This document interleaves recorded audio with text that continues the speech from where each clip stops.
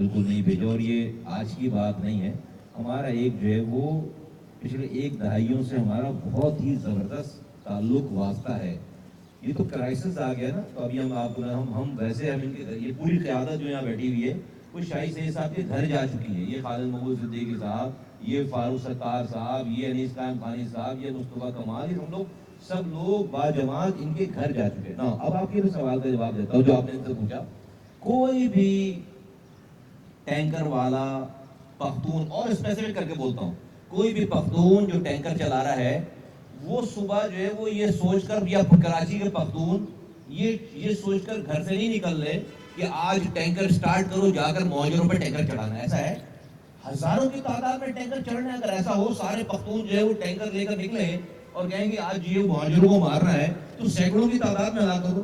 کوئی بھی مہاجر گھر سے یہ نہیں کہہ کے سوچ کر نکل رہا کہ آج ہم نے ٹینکر جلانے ہیں. اگر ایسے ہو تو ہزاروں میں ٹینکر ہیں, تو صرف 10 یا 12 کیوں جلے؟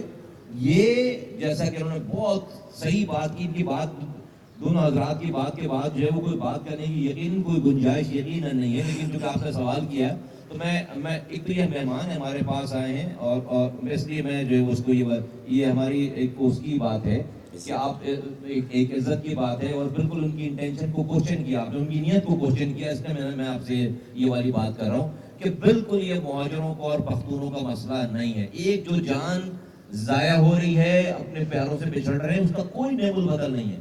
جو گھر ایکسیڈنٹ ہے وہ نیب البدل نہیں ہے. جو کسی بھی زبان کا بولنے والا ہو, تو اگر ایسا ہوتا تو ہزاروں کی تعداد میں ٹینکر لوگ کچلے جاتے اور ہزاروں کی تعداد میں لوگ جو ہے وہ گاڑیاں بھی جلتی. یہاں پر جو بالکل مسئلہ ہے وہ مسئلہ اس شہر میں پانی کا ہے, روزگار کا ہے, سڑکوں کا ہے, کچرے اٹھانے کا ہے, اور پولیس کی رشوت ستانی کا ہے. سارے انتظامی معاملہ ہے. دیکھیے حکومت کو میں سمجھتا ہوں کہ یہ والی بات, میں کسی کی انٹینشن پہ کوشچن نہیں کرتا, لیکن یہ بات جو ہے وہ آپ دیکھیں کہ ابھی اگر اس شہر میں بھی جو حالات بن گئے ہیں, جو ابھی میڈیا کی خبر ہو گئی ہے, تو اگر یہ اور بڑھ گئے, خدا نخواستہ لاشیں کرنے لگی, تو آپ اپنا پانی بھول جائیں گے, آپ جاب بھول جائیں گے, آپ کوٹا سسٹم بھول جائیں گے, آپ ہمارے بچوں کو جو نمبر کم کر دیے گئے ایگزامز میں وہ سب بھول جائیں گے. تو آپ تو لاشیں اٹھانے میں اور جنازے پڑھنے میں لگ جائیں گے. حکومت وقت کو یہ چیزیں سوٹ کرتی ہیں کہ توجہ ہٹے.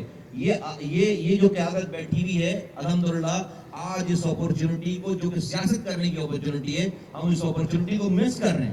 ہم لوگوں کے دلوں میں آگ لگا کر اپنی پاپولیرٹی حاصل نہیں کرنا چاہتے. اور یہ دونوں جماعتوں کو, دونوں قومیتوں کو, کہ لوگوں کو یہ کریڈٹ جاتا ہے. تو میں سمجھتا ہوں کہ نہیں, انٹینشن پہ کوشچن نہیں کریں.